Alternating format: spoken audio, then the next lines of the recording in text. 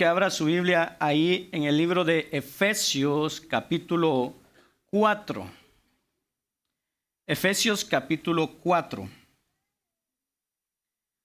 Antes de empezar, solo quiero dar una pequeña introducción para que luego empecemos la palabra. Muy bien. Efesios capítulo 4. Seguimos aprendiendo acerca de lo que es la membresía de la iglesia local. Como estudiamos el domingo pasado, hermano, muchas veces existe una controversia con respecto a este asunto llamado de la membresía.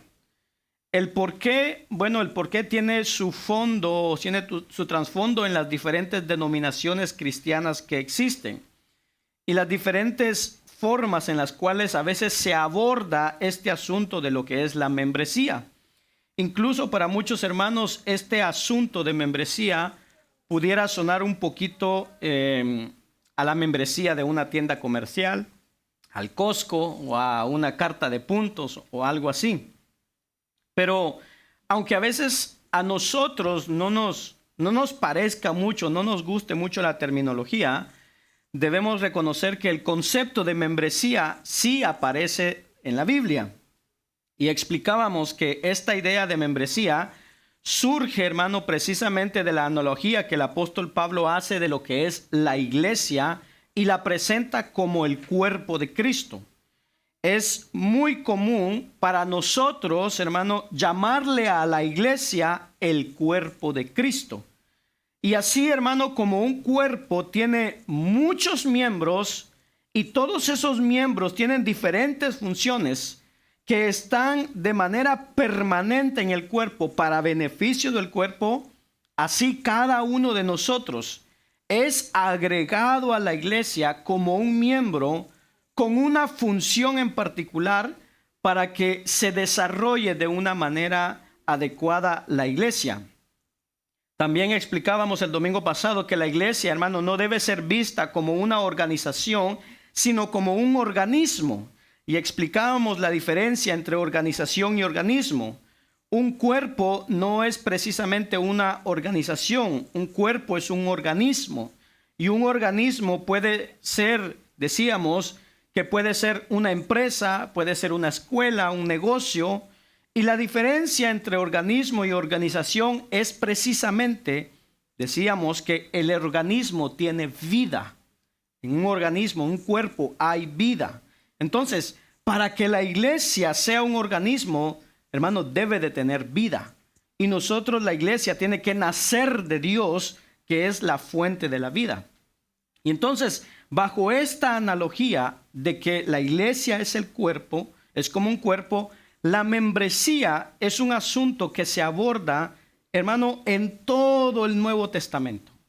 Ahora bien, la enseñanza anterior también decíamos y hablábamos sobre cuáles son los requisitos para ingresar al cuerpo de Cristo, para ser miembro de la iglesia de Cristo. En las diferentes denominaciones cristianas y las diferentes concepciones históricas de la iglesia, se han colocado diferentes requisitos para ingresar al cuerpo de Cristo, a la iglesia. Por ejemplo, hermano, en algunas denominaciones es necesario que al miembro que quiere ingresar debe de tener un cuidado, una vigilancia minuciosa, a ver cómo está su vida, cómo se maneja, cuál es lo que él hace. Y tiene que estar en una vigilancia constante las personas para ver si reúnen los requisitos para ingresar a la iglesia. Pero la realidad es que si nosotros debemos vigilar la conducta de una persona, no es para que sea miembro, sino más bien para que sea un ministro dentro de la iglesia. Y eso es diferente. Porque para ser miembro, hermano, de una iglesia, no se nos exige tener un buen testimonio o una vida intachable. Pero para ser un pastor, un diácono, un maestro, ahí sí, es diferente. Ahora, con esto no quiere decir, hermano, que si el miembro está dando mal testimonio, no se le deba de corregir. Porque para eso también está la disciplina dentro de la iglesia. Y se disciplina a aquellos que hacen parte de la iglesia. Para tener un ministerio dentro de la iglesia, el apóstol Pablo dirá que esa persona debe tener un buen testimonio de los de afuera, ser amable, ser decoroso, ser hospedador. Así que eso muchas veces se confunde en lo que son los requisitos para un ministro y los requisitos para un miembro. Lo que son los requisitos para, hermano, un miembro son muy claros, quedan muy claros, y son dos nada más, que uno lo ve a través de la Biblia, y es la fe y el bautismo. Son dos requisitos que debe de cumplir una persona para ingresar a la membresía de la iglesia, la fe y el bautismo. Porque definitivamente la fe, cuando nosotros tenemos fe en la palabra de Dios, en el evangelio, eso nos lleva a un nuevo nacimiento, a experimentar la vida. Jesús dijo, el que cree en mí ha pasado de muerte a vida. Así, los que recibieron, dice Hechos, los que recibieron la palabra, o sea, los que creyeron en la palabra del evangelio, después de que creyeron, dice que fueron bautizados. Entonces ingresaron. Ahora, en el bautismo explicábamos también que no es solamente, hermanos, de que yo quiero ser bautizado y pasar y participar de eso. No, es una ordenanza, pero también en el bautismo tiene una finalidad, y es expresar con nuestra boca la fe que nosotros hemos tenido en Jesús de Nazaret. Por ejemplo, el etíope que nosotros encontramos en Hechos, cuando Felipe le habla, el etíope le dice, ¿sabes qué? Aquí hay agua. ¿Qué impide que yo sea bautizado? Y Felipe, ¿qué le dijo? Si crees de todo corazón, que es el primer requisito, le dice, bien puedes. Y cuando él va a experimentar, cuando él va a ser bautizado, él confiesa con sus labios y dice, creo que Jesús es el Cristo, el Hijo de Dios. Segundo requisito. Ananías también, cuando le habla a Saulo de Tarso, le dice, ahora pues, ¿por qué te detienes? Levántate, lava tus pecados, invocando el nombre de Cristo, el nombre de Jesús. O sea, cree en el nombre, bautízate y invoca su nombre. La persona que se bautiza confiesa el nombre de Jesús públicamente como evidencia de su fe. La palabra nos dice que los que recibieron la palabra fueron bautizados y se añadieron aquel día como 3,000 personas. No hubo un curso riguroso como requisito para ingresar. No se dedicaron a vigilar la vida de estas personas porque eso ya es después de que ha ingresado a la iglesia. Una persona que ingresa a la iglesia, hermano, como miembro de la iglesia, es por su fe y por el bautismo. Pero como decíamos, obviamente, si esta persona tiene complicaciones en su vida, la iglesia tiene la obligación de darle un seguimiento, de confrontarlo, de exhortarlo con amor, de ayudarle. Pero eso es ya después de que ha ingresado a la iglesia. Ahora, también nos preguntábamos y decíamos, bueno, pero ¿qué hacemos con los hermanos o las hermanas que vienen de otras iglesias y quieren ingresar a la iglesia? ¿Qué hacemos? Y nosotros decíamos entonces que debemos de ver cómo es su fe, si verdaderamente son creyentes, han creído en el Señor. Y si ellos dicen, sí, nosotros hemos creído y hemos sido bautizados, ¿es que acaso los tenemos que bautizar otra vez? Pues no, no los tenemos que bautizar. Pero sí es necesario, hermano, que veamos y corroboremos cómo ellos han creído y han sido bautizados. Y eso lo encontramos en el libro de Hechos. Y era el principio de la confirmación. O sea, cuando nosotros vemos la palabra de Dios en Hechos, dice que hubo un brote de discípulos en Samaria. Muchos se convirtieron, muchos discípulos salieron en Samaria y en Antioquía. Y entonces la iglesia de Jerusalén, que era la única iglesia que en ese tiempo existía, dice que enviaba personas capacitadas para confirmar y verificar si realmente estas personas se habían convertido, si eran del Señor. Y nosotros vemos que los samaritanos, la iglesia que empezó allá, dice que enviaron a Pedro y a Juan para que fuera a verificar, a ver si ellos verdaderamente habían comprendido el evangelio. Pero se habían dado cuenta que cuando llegaron, estas personas habían sido bautizadas, pero no habían recibido el Espíritu Santo. No habían creído todavía. Y entonces ellos no tenían el Espíritu Santo. Y Romanos nos dice que si alguno no tiene el Espíritu Santo, no es de Dios. Entonces imagínense, hay personas que han sido bautizadas y ni siquiera han aceptado. Y eso pasa muchas veces, ¿sabe con quiénes?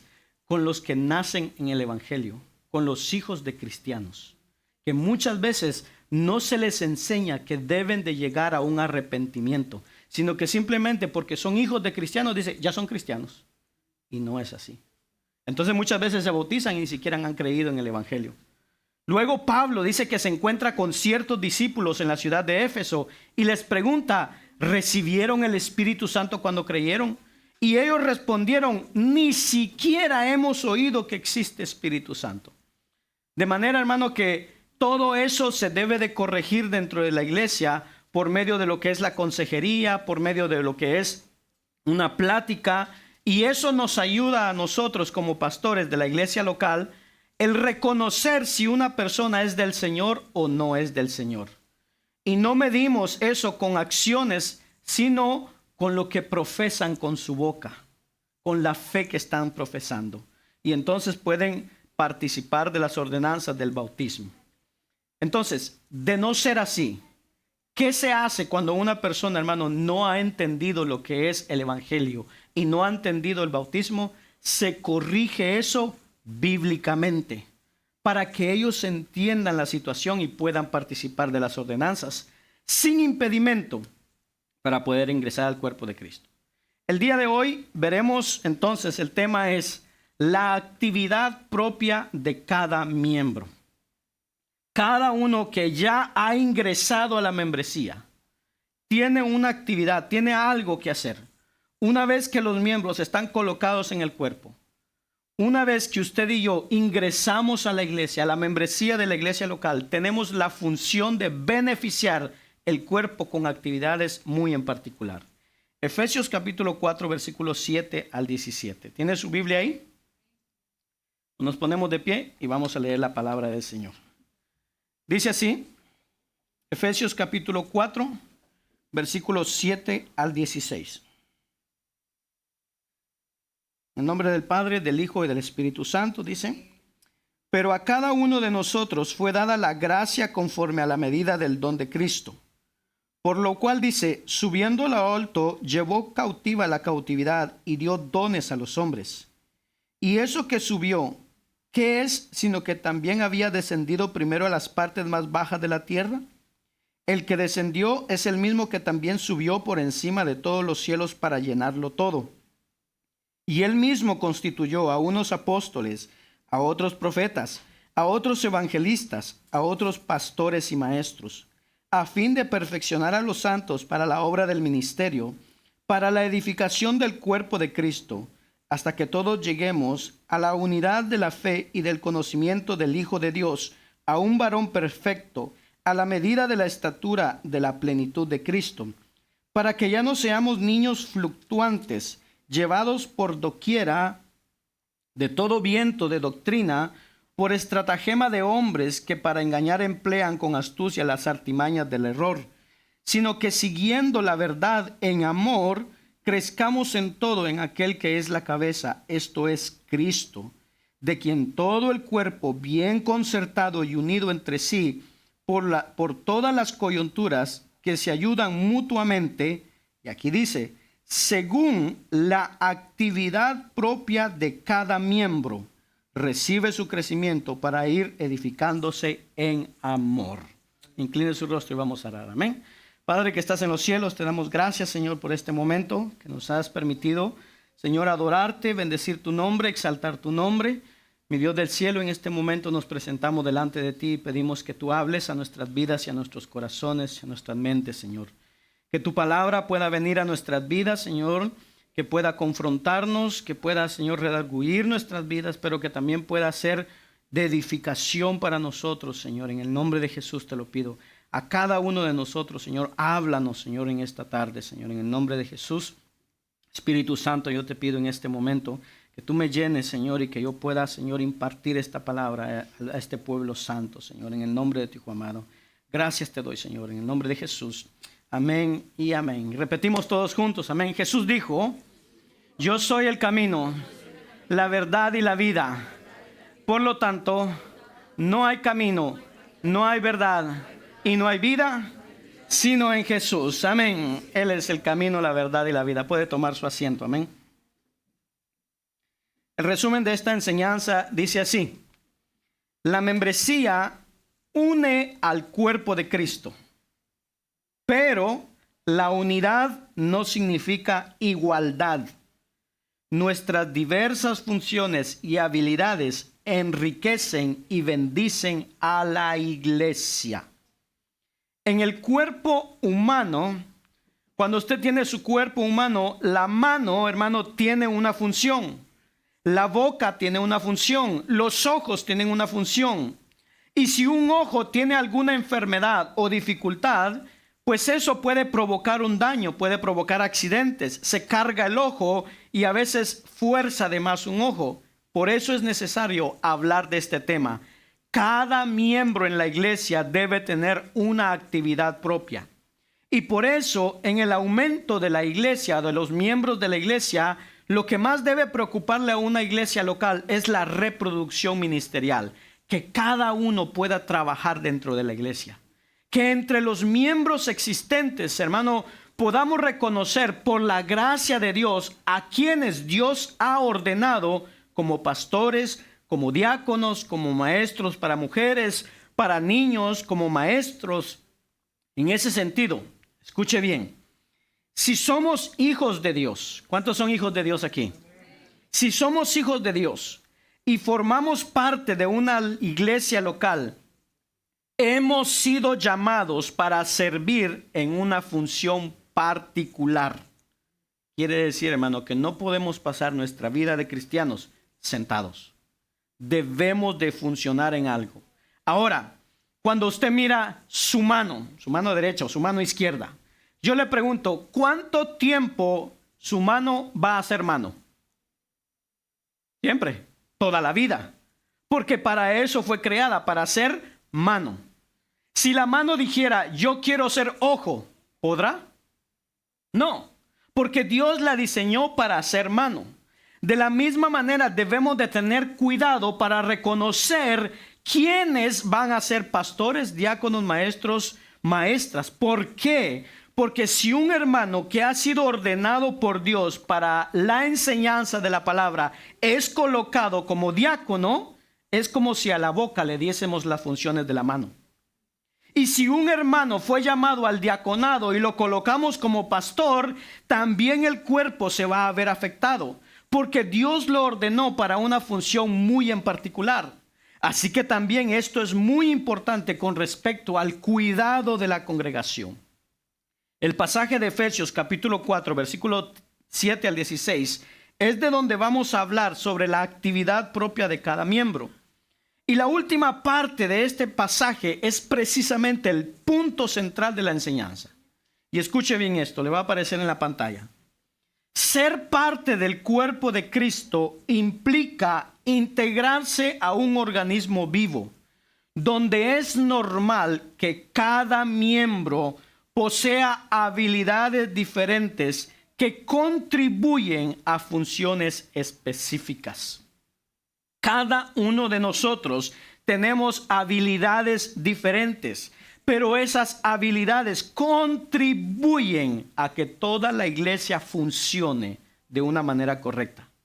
En ese sentido debemos entender algo, hermano. Usted potencialmente es un ministro de Dios, hombre o mujer. Ahora, claro, en el Nuevo Testamento se hacen diferencias en respecto a las funciones del hombre y la mujer. Pero todos los creyentes somos llamados, hermano, tenemos un llamado a un ministerio en la iglesia. Y algunos pueden decir, es que hermano, yo predico siempre, pero en el metro, en el trabajo, en la escuela, donde yo me encuentro, pero a mí en la iglesia solo me gusta sentarme y escuchar. Y no es así que funciona. Una cosa es cumplir con nuestro ministerio dentro de la iglesia y otra es la responsabilidad de hacer obra de evangelismo en todas partes donde nosotros nos encontremos, como todo cristiano debe ser. Pero en la iglesia cada miembro es un miembro, hermano, pero es un ministro. Y es un miembro activo con una función en particular. De manera que si yo soy una boca que no ha funcionado por años, por meses, si Dios me ha llamado y yo no he estado funcionando dentro del cuerpo de Cristo, entonces yo soy un miembro que está causando carga a todo el cuerpo y no estoy usando los dones que Dios me concedió. Y eso va a ser demandado. Porque Dios nos ha dado dones a todos. Ya sea por alguna u otra situación. Ya sea que digamos es que el trabajo, es que la salud, es que todo esto. Pero hermano, nosotros debemos orar al Señor para que dentro de nuestras posibilidades, cada uno de nosotros podamos servir dentro de la iglesia. Ahora bien, vamos a hablar de 4 puntos importantes. En primer lugar, a cada miembro que conforma el cuerpo de Cristo se le ha dado la gracia de Dios, de Cristo. Verso 7 de Efesios 4 dice: pero a cada uno de nosotros, todos los que estamos aquí, fue dada la gracia conforme a la medida del don de Cristo. ¿A qué nos referimos con la gracia de Cristo? Nos referimos a dones del Espíritu Santo obtenidos por la gracia de Cristo. Es decir, esos dones espirituales que le han sido otorgados a usted y a mí por la obra que Cristo realizó en la cruz del Calvario. Nosotros recibimos diferentes dones por medio del poder del Espíritu Santo. Versículo 8 dice: por lo cual dice, subiéndola a lo alto, llevó cautiva la cautividad y dio dones a los hombres. A usted, o sea, a usted tiene un don o dones con la finalidad de ejercer un ministerio. Esta expresión, la gracia de Cristo, en Efesios, tiene que ver con los dones que hemos recibido de Dios. Por lo que logró nuestro Señor Jesucristo, quien, hermano, vino a este mundo, subió a los cielos, dice Efesios, para llenarlo todo y nos ha dejado dones. Pero mire lo que nos dice Pablo en Romanos capítulo 12, versículo 2.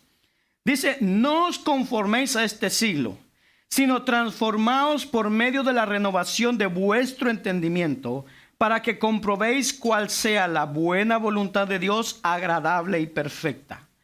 ¿Cuál es la buena voluntad agradable y perfecta de Dios? En este contexto, versículo 3 dice: digo pues, por la gracia que me es dada, a cada cual que está entre vosotros, que no tenga más alto concepto de sí que el que debe de tener, sino que piense de sí con cordura. Y oiga, dice: conforme a la medida de la fe que Dios repartió a cada uno.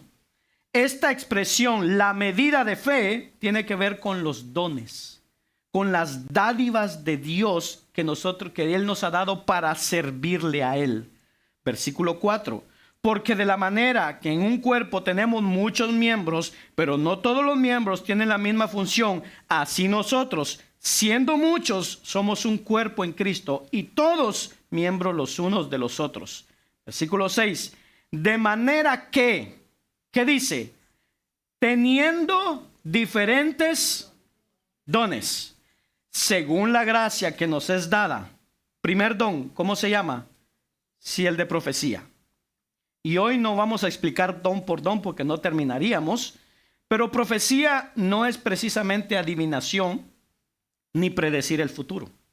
No es eso. Dice: de manera que, teniendo diferentes dones según la gracia que nos es dada, si el de profecía, úsese conforme a la medida de la fe. O sea, que use ese don de acuerdo con lo que creemos, de acuerdo con el parámetro de fe que nos ha sido dada. Versículo 7.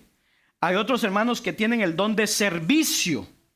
¿En qué deben dedicarlo? En servir. Tengo el don de servicio, lo hago en servir. El que enseña, ¿en qué? En la enseñanza. El que exhorta, ¿cómo lo tiene que hacer? En la exhortación. Ahora, escuche bien esto. No todos tienen el don de exhortar. Porque hay hermanos que nos exhortan, pero nos exhortan de una manera que nos hacen enojar. Los hermanos que exhortan, nos exhortan, oiga, de tal manera que guían al arrepentimiento. Y eso es diferente. Que cuando le vienen a decir, yo te voy a exhortar y lo hace enojar, no. No está exhortando. Pero la exhortación nos guía al arrepentimiento. Verso 8. El que reparte, hermanos que son dadivosos, háganlo como con liberalidad. Quiere decir que cuando va a dar y le duele en el corazón, mejor no lo haga. Porque cuando lo va a dar y tiene liberalidad, se desprende. Entonces ese es un don, el que reparte.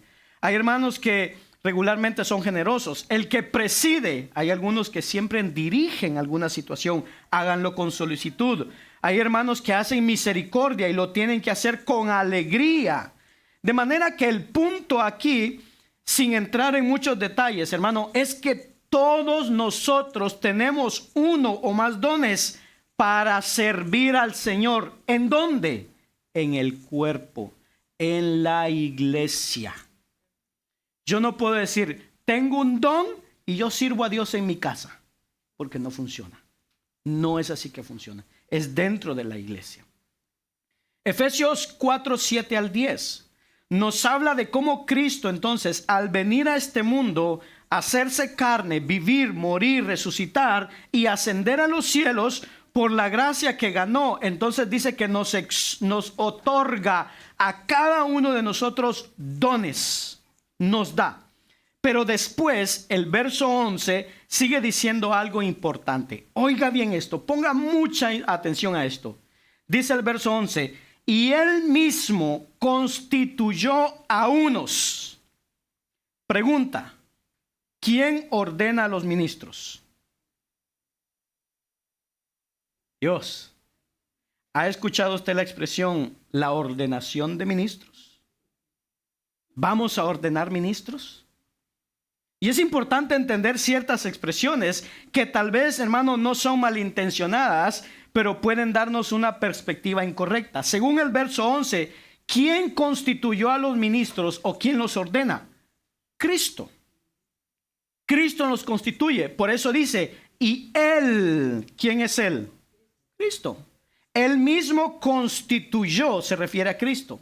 Así que nosotros, hermanos, no tenemos el mandato ni por ser iglesia de ordenar ministros. Esa autoridad de ordenar ministros la tiene Dios. Bueno, y entonces, ¿qué hace la iglesia? La iglesia solo debe reconocer a los ministros. Es diferente ordenar y reconocer. Porque ¿qué implica que nosotros ordenemos? Pues que nosotros hemos tomado la decisión. Pero el que toma la decisión es Dios. Y reconocer es simplemente aceptar lo que Dios ya estableció. Si no lo hacemos, o si nosotros, hermanos, si no hacemos lo que Dios dice, y hacemos lo que nosotros queremos, la pregunta es, ¿vamos a equivocarnos? ¿Verdad que sí? Si nosotros colocamos a los ministros que nosotros queremos, ¿vamos a dañar a la iglesia? Claro que sí. Ejemplo, hermano, muchas veces dentro de la iglesia funcionamos de esta manera. A ver, hermano, usted que está allá. A ver, yo pienso que usted es bueno para hacer esto. Venga, vamos, y lo ponemos a hacer algo. Y después vienen los desastres, porque no sabe cómo hacer su trabajo. A ver, aquel que está allá, yo creo que ese es bueno para ser encargado de esta área y no sabe cómo hacerlo. Y entonces hacemos un desastre dentro de la iglesia. Por eso tenemos que reconocer si es Dios que realmente está levantando a esos ministros. ¿Y cómo hacemos eso? Bueno, se lo estudiaremos en otra ocasión. Pero mire lo que nos dice 1 Tesalonicenses 5:12. Os rogamos, hermanos. ¿Qué dice? Os rogamos, hermanos. ¿Qué dice? Que reconozcáis. Oiga, no tenemos la autoridad de constituir ministros, pero sí la responsabilidad de reconocerlos. Este reconocimiento, hermano, es un respeto y es un aprecio, pero también es considerar el ministerio que están desarrollando. Reconocer la autoridad. Mire lo que dice el versículo. Os rogamos, hermanos, que reconozcáis a los que trabajan entre vosotros y os presiden en el Señor y os amonestan. ¿Qué otra cosa notamos aquí, hermano? Que las personas que llegamos a reconocer como ministros como pastores, como maestros, como diáconos, como servidores, son personas que desde antes de que las reconozcamos ya han estado llevando una labor en la congregación. Porque estas personas no son reconocidas para que empiecen a hacerlo. Son reconocidas porque la iglesia ve que de antemano ya estaba haciendo una labor. Por ejemplo, si tenemos a una hermana o un hermano que siempre se dedica a visitar a los enfermos, que se dedica, hermano, a visitar a los necesitados, a llamar a los que no vemos, pues ellos tal vez no son reconocidos como diáconos, pero ya de antemano estamos viendo una labor que nos ayuda como iglesia a reconocerlos como diáconos o diaconisas, porque ya están haciendo la labor. Y si vemos a un hermano que sin que nadie lo esté presionando, visita a las personas nuevas, le gusta la enseñanza, se dedica al estudio de la palabra, y cuando alguien habla con esa persona, siempre habla de acuerdo con lo que la palabra de Dios dice, bueno, eso entonces de antemano sabemos que el Señor lo está levantando para un ministerio que tiene que ver con la predicación o la enseñanza. Ahora, es también responsabilidad del pastor formar a estos hermanos para que su ministerio se desarrolle de una manera bíblica y que sea de edificación para el cuerpo de Cristo. Versículo 2 entonces nos habla de reconocer de antemano a los que ya vienen trabajando en la congregación. Versículo 13 dice, y que los tengáis en mucha estima y amor por causa de su obra, tened paz entre vosotros. Ahora, esto no quiere decir que porque yo ya lo hacía en otra iglesia, entonces automáticamente aquí ya empiezo a trabajar. No. Porque alguien puede decir, pastor, yo en la otra iglesia, yo servía, predicaba, enseñaba a los adultos, a los niños, a los jóvenes, hacía la comida, la limpieza, abría cultos, 1000 usos. Gloria a Dios, hermano, porque lo hiciste así. Pero aquí, siéntate, aprende, oremos a Dios juntos para que Él sea que pueda usarte en el lugar que Él quiere. Y entonces reconocer ese ministerio. Saulo de Tarso dice que fue ordenado por Cristo mismo, pero en algún momento debió tener contacto con los apóstoles de renombre. Los apóstoles de renombre en Jerusalén eran varios, pero habían 3 personajes principales de los apóstoles, que eran Pedro, Juan y Jacobo. Jacobo era el medio hermano de Jesús, que no era apóstol, pero dicen que estos 3 eran considerados columnas de la iglesia en Jerusalén y eran de mucha autoridad. Y cuando Saulo llega a verlos y les dice, Dios me ordenó, Cristo me ordenó para servirle y predicarle a los gentiles. Mire lo que Pablo dice, Gálatas capítulo 2, versículo 7. Dice, antes por el contrario, como vieron que me había sido encomendado el evangelio de la incircuncisión, como a Pedro el de la circuncisión, pues el que actuó en Pedro para el apostolado de la circuncisión, actuó también en mí para los gentiles. Dice versículo 9, y reconociendo la gracia que me había sido dada, ¿qué hicieron estos apóstoles? Jacobo, Cefas y Juan, que eran considerados como columnas, dice, nos dieron a mí, o sea, a Pablo y a Bernabé, la diestra en señal de compañerismo para que nosotros fuésemos a los gentiles y ellos a la circuncisión. Entonces, entre ellos, que eran columnas de la iglesia de Jerusalén, ¿qué hicieron estos 3? Reconocieron a Pablo y a Bernabé, que ellos fueran a ministrar a los gentiles. Regresamos a Efesios 4:11. Dice, y él mismo constituyó a unos. Y entonces se da una gama de ministros.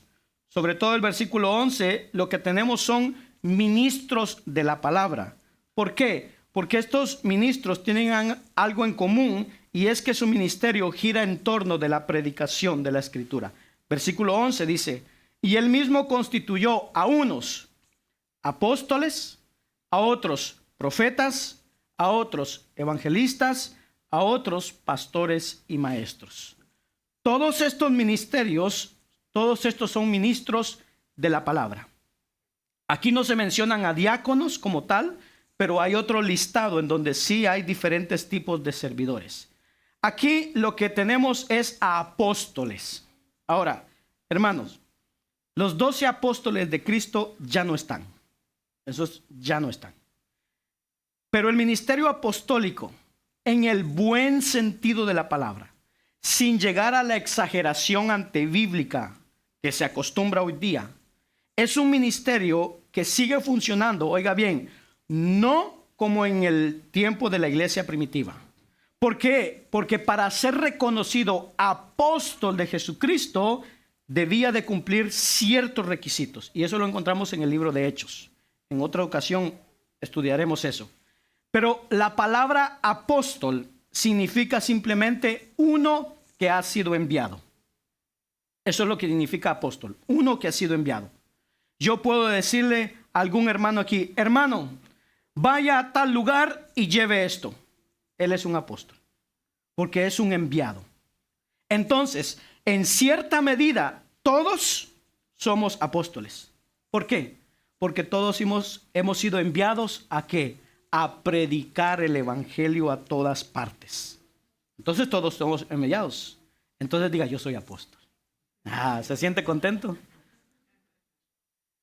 Pero, oiga bien, las personas que salen de una iglesia, porque el apóstol no es que yo mañana diga, hermanos, a partir de este momento yo soy un apóstol. No, no funciona así. Las personas para ser enviadas tienen que salir de una iglesia, porque de lo contrario no funciona. Y estas personas que son enviadas de una iglesia para las misiones en las comunidades, oiga, donde el evangelio no ha llegado, o van de apoyo a comunidades donde hay pequeñas misiones, ese misionero es un enviado. Ese sería un apóstol, sería un enviado, sería un misionero. Por ejemplo, son 12 los apóstoles que Cristo estableció. Pero cuando nosotros vemos la escritura, vemos a Apolos. Apolos no era de los 12 apóstoles, pero era considerado un apóstol. ¿Por qué? Por su labor de ir predicando el evangelio. Pablo no era considerado entre los 12, pero era apóstol. Y él mismo dice, yo soy un abortivo, o sea, yo ni siquiera hago parte de esto. Bernabé y Silas son considerados apóstoles, sí, pero no eran considerados apóstoles porque hacían supermilagros o porque predicaban o porque predecían el futuro o porque tenían una autoridad. No, son apóstoles en el sentido de que cumplen una función. ¿Cuál función? Fueron enviados a predicar, a levantar iglesias, a visitar comunidades para llevar el mensaje de Cristo. Eso era lo que hacían. Ahora yo le pregunto, hermano, ¿quién de los que se llaman hoy día apóstoles hacen eso? ¿Quién? Hoy día, hermano, andan abriendo portales de prosperidad por donde quiera, y portales de esto y portales de lo otro, y aquí y allá.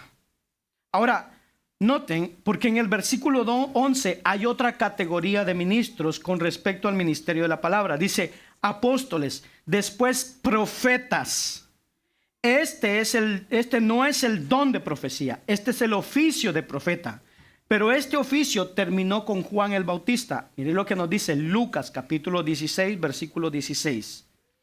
La ley y los, ¿qué dice? Profetas. ¿Qué pasa? Eran hasta Juan. Desde entonces el reino de Dios es anunciado y todos se esfuerzan por entrar en él. Entonces dice, la ley y los profetas eran hasta ¿cuándo? Ahí terminaron. Ahí terminaron los profetas. Este oficio fue reemplazado por los predicadores, los que predican la palabra.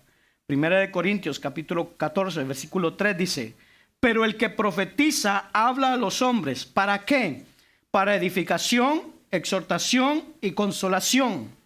Por eso Pablo dice, si usted sigue leyendo el versículo, Pablo dice, quisiera que todos hablen en lenguas, pero más que profeticen. porque mayor es el que profetiza que el que habla en lenguas. ¿Por qué? Porque el que profetiza es el que predica, es el que edifica, exhorta y consuela con la escritura, con la palabra. Amén. Regresamos, Efesios capítulo 4, versículo 11. Dice, a otros evangelistas. O sea, hay hermanos en la iglesia que tienen la función de evangelizar, de guiar a los hermanos de la iglesia al evangelismo. El evangelista es diferente que el misionero, porque el evangelista no es necesariamente enviado, sino que en donde él se encuentra, predica el mensaje, y su mensaje se reconoce principalmente porque explica, hermano, las buenas nuevas de salvación, y ese mensaje se centra en la muerte, en la sepultura y en la resurrección de Cristo, en su segunda venida, y llama a los hombres al arrepentimiento. Es muy diferente al misionero. Termina diciendo, a otros pastores y maestros. Otra traducción dice pastores que enseñan. Porque aquí pastores y maestros no es algo diferente. Algunos han considerado 5 ministerios: apóstoles, profetas, evangelistas, pastores, maestros. Pero en sí son 4. Porque dice pastores, profetas, evangelistas, y dice pastores y maestros. Van juntos. ¿Por qué? Porque los pastores enseñan. Porque aquí pastores y maestros no es algo diferente, es algo que está unido. Un pastor que enseña es un pastor maestro, es un pastor que cuida al rebaño a través de la enseñanza de las sagradas escrituras. Un pastor no puede ser pastor si no es maestro. Un maestro puede ser maestro sin ser pastor, pero un pastor debe ser maestro. Debe poder enseñar las escrituras. Y podemos encontrar distinciones en la palabra. Por ejemplo, Felipe, el diácono, él fue llamado evangelista, pero Timoteo fue llamado pastor maestro. Sin embargo, ambos son ministerios que funcionan dentro de la iglesia para beneficio del cuerpo. Entonces, hermano, cada miembro Dios lo ha colocado para ser un ministro en la iglesia. No sé si usted ha escuchado, y esto más en el catolicismo romano, pero y sobre todo en la época medieval, se conocía la distinción dentro de la iglesia y se hablaba de lo que era el clero o el magisterio.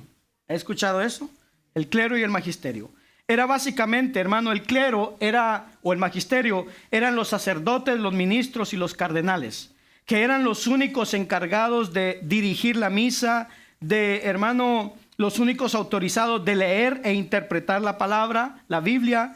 Eran las autoridades de la iglesia y autoridades bastante rígidas.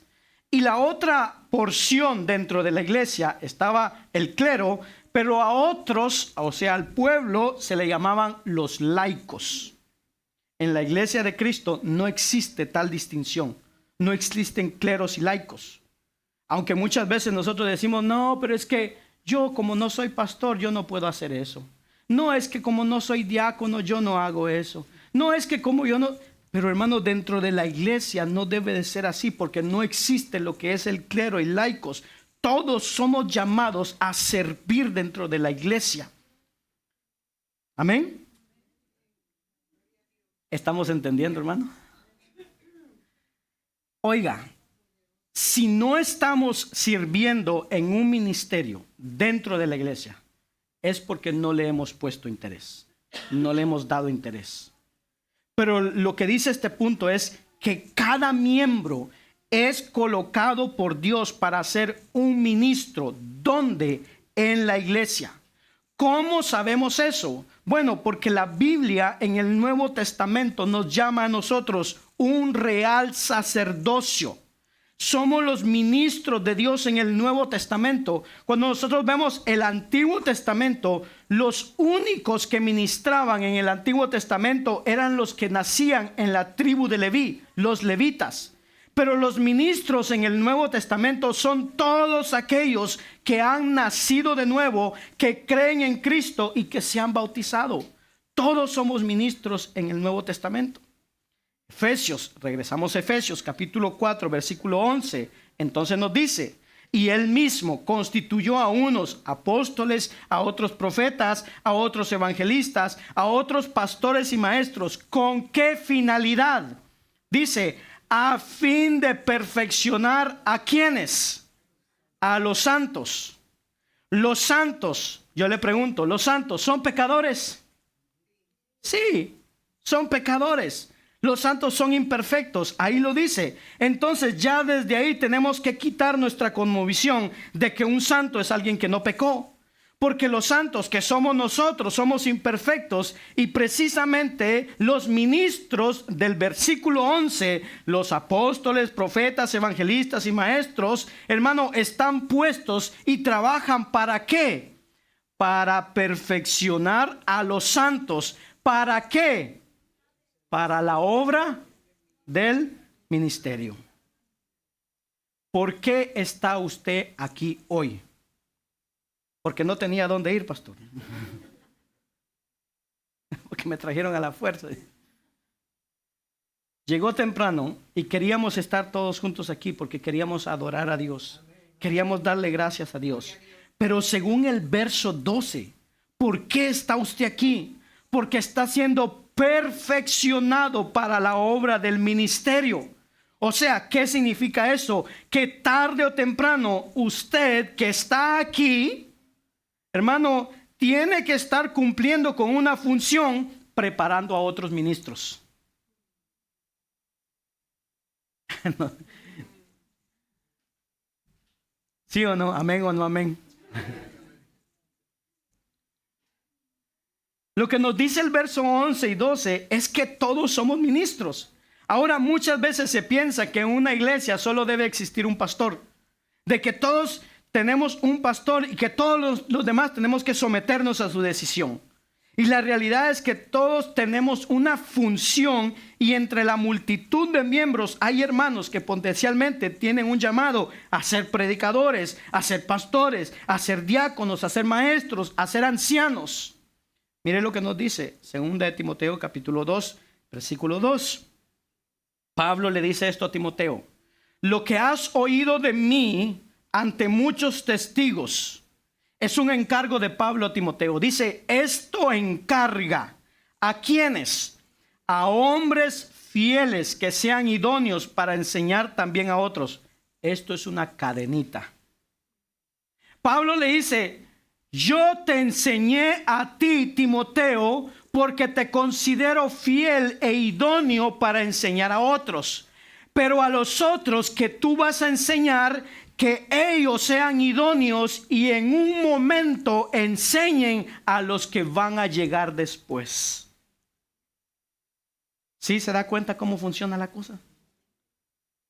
Amén. O sea, que estamos en reproducción constante, y eso es lo que básicamente queremos transmitir en este punto. Hermano, todos estamos aprendiendo. Ahora mire, hacemos una distinción en la iglesia. Tenemos ministros ministrando. ¿Quiénes son los ministros ministrando? Pues son los que leímos en Efesios capítulo 4, versículo 11. Apóstoles, profetas, evangelistas, pastores y maestros.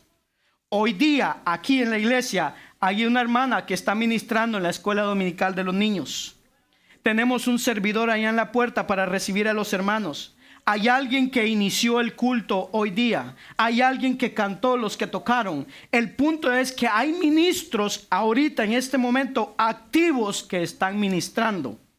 Y hay ministros que se espera que lleguen a ministrar.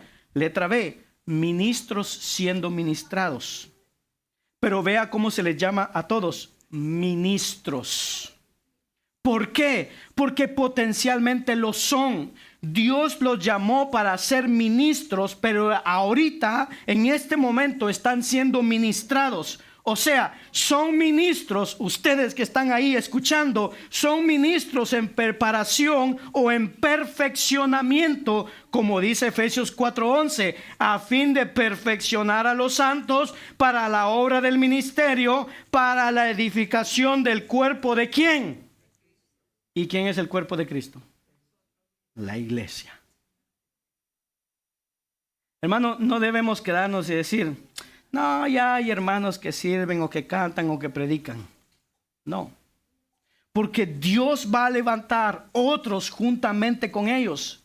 Y no nos debe dar cierto celo, nos debe de dar mucho gozo, porque el cuerpo está creciendo, el cuerpo se está fortaleciendo. Hermanos, no debemos poner los ojos en el pastor que está hoy día, porque si el día de mañana se levanta otro pastor u otros dos pastores de la misma iglesia, lo que lejos de sentir celos, tenemos que sentirnos gozosos, contentos, alegres, porque el cuerpo se está desarrollando, está creciendo. Hermano, Dios va a levantar ministros de aquí, porque así lo enseña el Nuevo Testamento.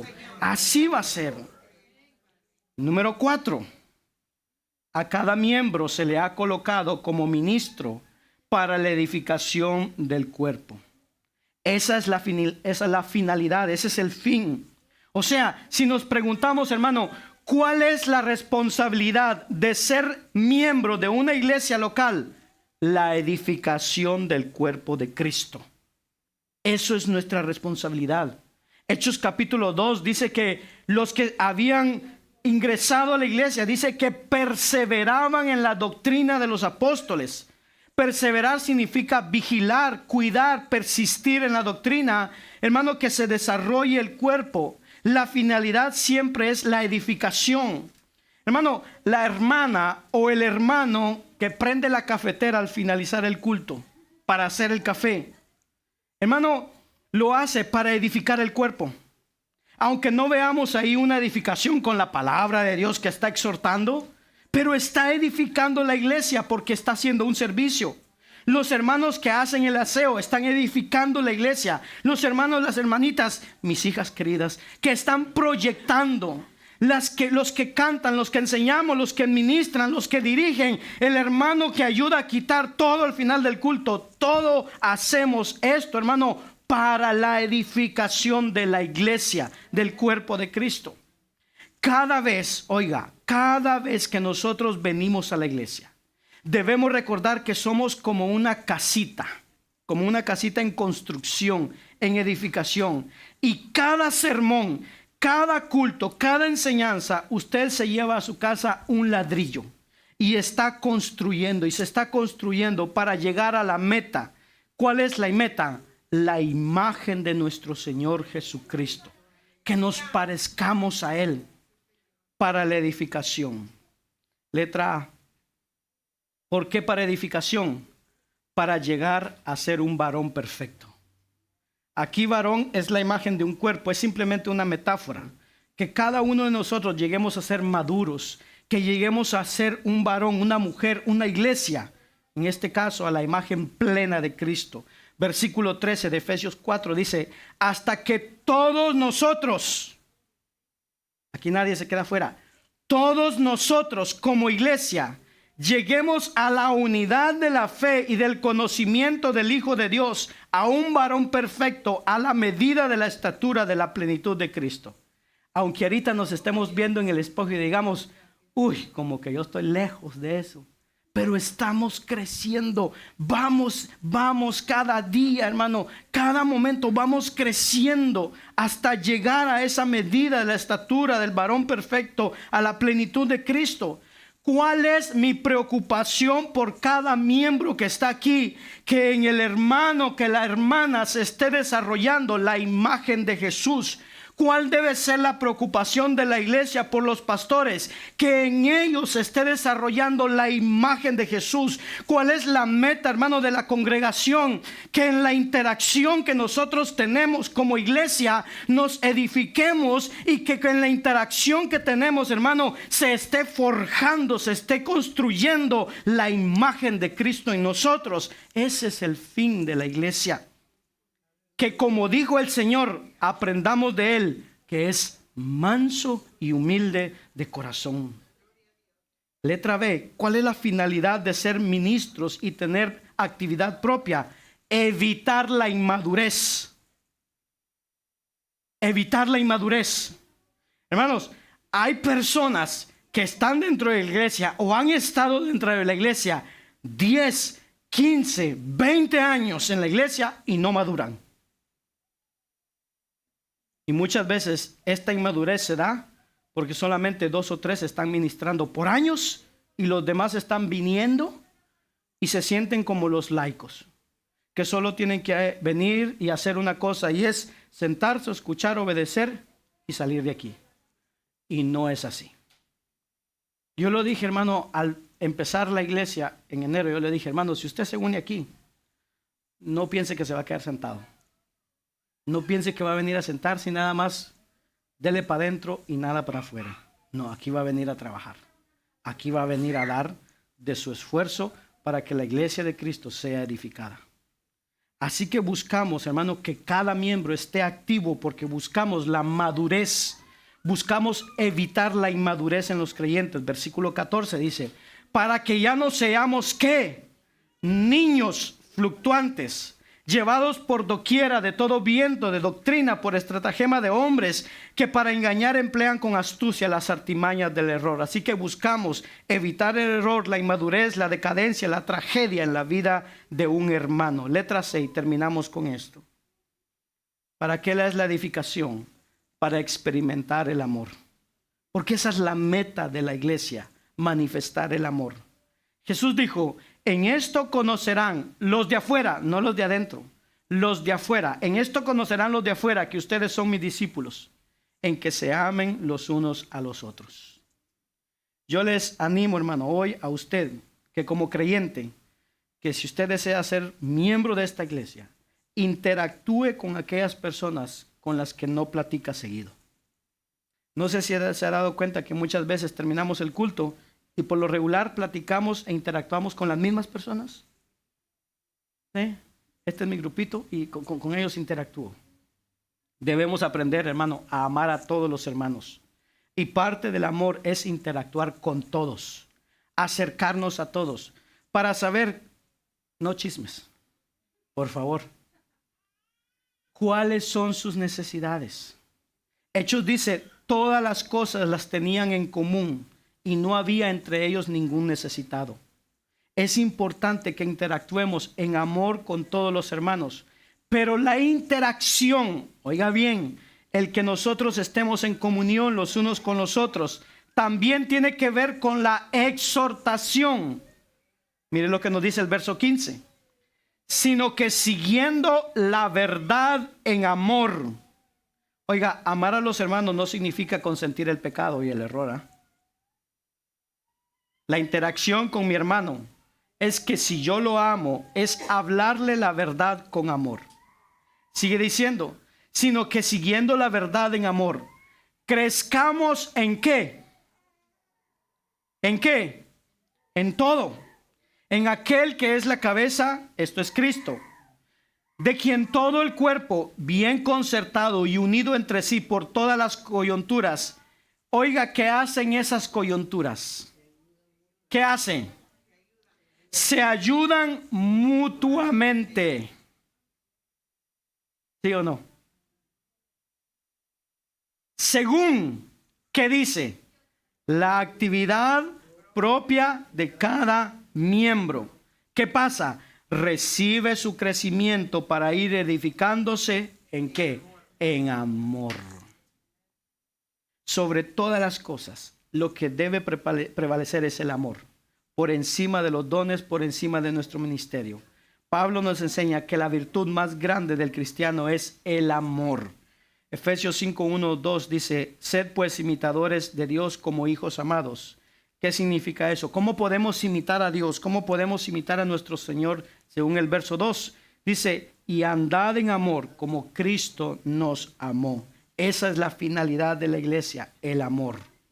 Efesios 3, 14, 19 dice, por esta causa doblo mis rodillas ante el Padre de nuestro Señor Jesucristo, de quien toma nombre toda familia en los cielos y en la tierra, para que os dé, conforme a las riquezas de su gloria, el ser fortalecidos con poder en el hombre interior por su espíritu, para que habite Cristo por la fe en vuestros corazones, a fin de que, arraigados y cimentados en amor, seáis plenamente capaces de comprender con todos los santos cuál sea la anchura, la longitud, la profundidad y la altura, y de conocer el amor de Cristo, que excede a todo conocimiento, para que seáis llenos de toda la plenitud de Dios. Amén y amén. Oramos. Incline su rostro. Padre que estás en los cielos. Señor, te damos gracias, Señor, en este momento, por tu palabra.